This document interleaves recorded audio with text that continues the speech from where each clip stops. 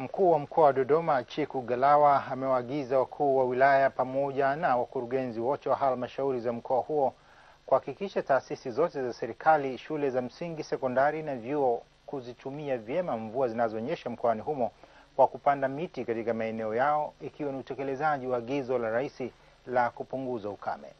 Chiku Galawa ameyasema hayo katika uzinduzi wa zoezi la upandaji wa miti, akiwa ameongoza kamati ulinzi na usalama ya mkoa wa Dodoma pamoja na watumishi wa chuo cha serikali za mitaa cha Hombolo, ambapo miche 2500 imepandwa chuoni Hombolo, ikiwa ni kuepukana na jangwa, ukame na mabadiliko ya tabia nchi.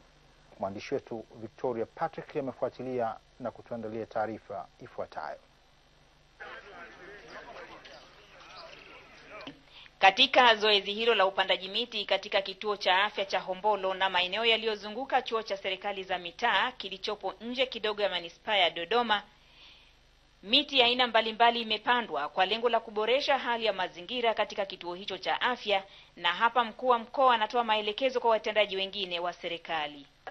Kuanzia kwenye taasisi zetu zote, shule za msingi, shule za sekondari, ofisi za vijiji, taasisi za serikali na zisizo za serikali, kuhakikisha kuwa tunaandaa miche kwa ajili ya msimu sasa ujao. Kwa maana hiyo kuwa sasa na wilaya nazo sasa zishike nafasi. Leo tumezindua hapa kwa ngazi ya mkoa, lakini na wilaya nazo ziendelee sasa. Baada ya mwezi mmoja tutafanya tathmini tujue tumefikia wapi, lakini mwisho wa msimu pia tutafanya tathmini tujue tumeweza kupanda miti mingapi. Yaani kama nilivyosema, lengo letu ni tuweze kupanda miti milioni 10, kwa maana ya kuwa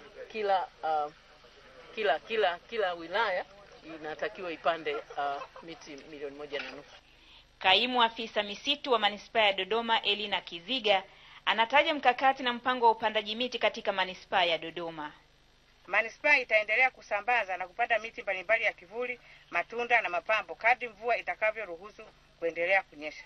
Kwa vile hali ya hewa inaruhusu, miti ipatayo 2500 inakusudiwa kupanda kwa leo hapa eneo la chuo, ikizingatiwa kwamba hapa chuoni kuna wanachuo ambao watasaidia kuitunza wakati wote dhidi ya uharibifu wa miti na mazingira.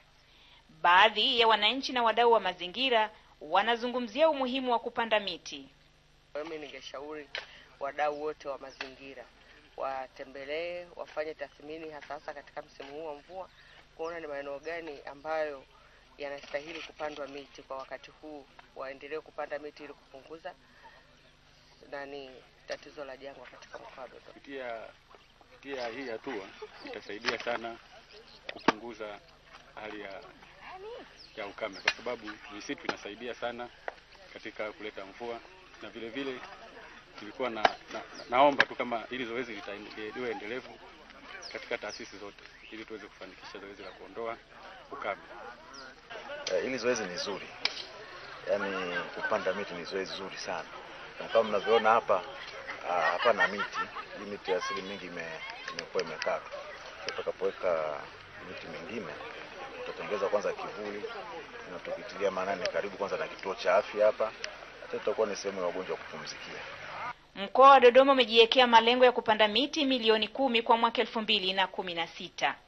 Kutoka mjini Dodoma, mimi ni Victoria Patrick.